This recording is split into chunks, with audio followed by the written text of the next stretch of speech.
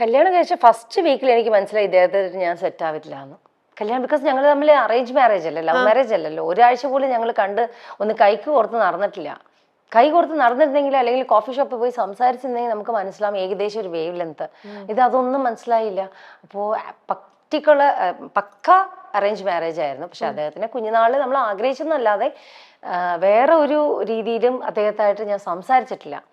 അത് എനിക്കൊരു ഇപ്പം ഞാൻ ആലോചിക്കുമ്പോൾ തോന്നുന്നു ഒരു അറ്റ്ലീസ്റ്റ് ഒരു 6 months ഞാൻ സംസാരിച്ച് കഴിഞ്ഞ് കല്യാണം കഴിച്ചാൽ മതിയായിരുന്നു എന്ന് ഇപ്പൊ തോന്നുന്നുണ്ട്. ബിക്കോസ് ഞാനും അദ്ദേഹം തമ്മിൽ ഒരുപാട് കാര്യത്തില് അതെ.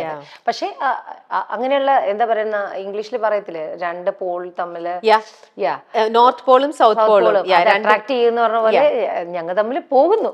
അദ്ദേഹം എന്നെ കുട്ടാന്ന് വിളിക്കും, യെസ് മോനെന്ന് ഞാനും തിരിച്ചു വിളിക്കും. അല്ലാതെ എന്താന്ന് ചോദിച്ചാൽ ഞങ്ങൾ തമ്മിൽ പ്രണയമോ കാര്യങ്ങളോ ഒന്നും കേൾക്കണം. വീട്ടിൽ വന്ന് എല്ലാരും ചെയ്യും, മാഡത്തിന് എന്തോ സ്നേഹത്തിനാ സാറ് കുട്ടാന്ന് വിളിക്കുന്നത്. ഞാൻ പറയാം അത് നല്ല മീൻകറി ഉച്ചയ്ക്ക് കിട്ടുന്നുണ്ട് അതിന് വേണ്ടിട്ട്,